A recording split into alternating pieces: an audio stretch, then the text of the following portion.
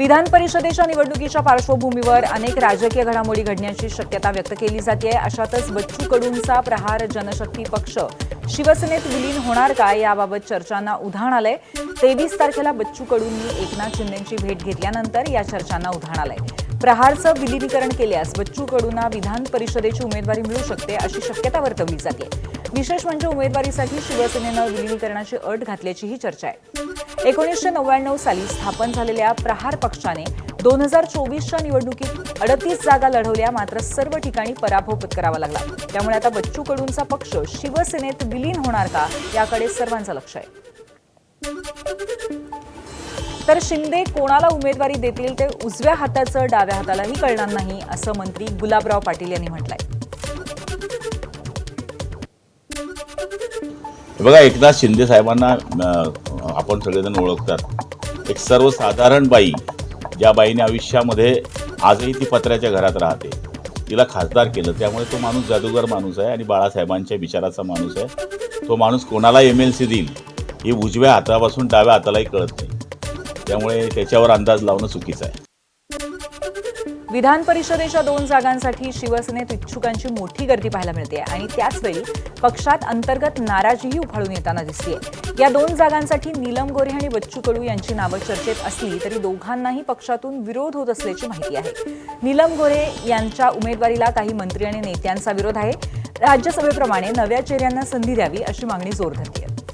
तर दुसरीकडे बच्चू कडू यांचा शिवसेनेशी नेमका काय संबंध असा सवालही पक्षातील नेत्यांकडून उपस्थित केला जातोय। त्यामुळे या 2 जागांवर अखेर कोणाची वर्णी लागते याकडे सर्वांचं लक्ष आहे।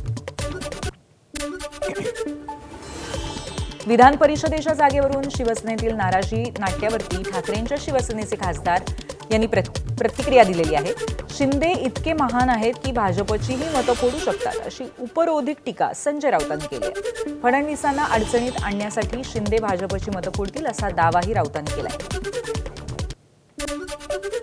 शिंदे इतके महान सद्गृहस्थ आहेत की ते भारतीय जनता पक्षाची मतं सुद्धा फोडू शकतात। इतका मोठा माणूस आहे अमित शहानी वाढवलेला। देवेंद्र फडणवीस यांना अडचण आणण्यासाठी भाजपची मते फोडू शकतात असं तुमच्या मला एकंदरीत बोलण्यावरून वाटतंय। प्रत्येकाने आपापली मतं सांभाळावी, भाजपने सांभाळावी, मिंझाने सांभाळावी, अजित पवार गटांना सांभाळावी, कारण हे मतदान गुप्त आहे आणि कोणी कोणाचं नसतो, सगळे पैशाचे। तर महाविकास आघाडीतच अंतर्गत संघर्ष सुरू असल्याची टीका भाजपचे मुख्य प्रवक्ते नवनाथ बन यांनी केली आहे। 3 तिघाडा काम बिघाडा असा टोला त्यांनी लगावलाय।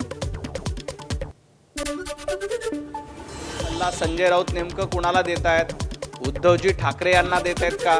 कारण विधान परिषदेची एकच जागा महाविकास आघाडीमध्ये जाऊ शकते आणि या एका जागेवर उद्धवजी ठाकरे यांनी दावा केलाय। याचा अर्थ उद्धवजी ठाकरे तुम्ही मतं सांभाळा असा सल्ला संजय राऊत यांनी उद्धवजी ठाकरेंना दिलेला दिसतोय। छत्रपती संभाजीनगर महानगरपालिकेच्या बैठकीत आज मोठा गोंधळ पाहायला मिळाला।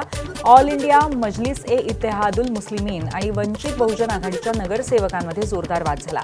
वंचितचे नगरसेवक अफसर खान बोलत असताना MIMच्या नगरसेवकांनी त्यांना रोखल्यामुळे वातावरण तापलं। यावर संतप्त झालेल्या अफसर खान यांनी मारण्यासाठी माईक उचलल्याची घटना घडली, त्यामुळे बैठकीत तणाव निर्माण झाला।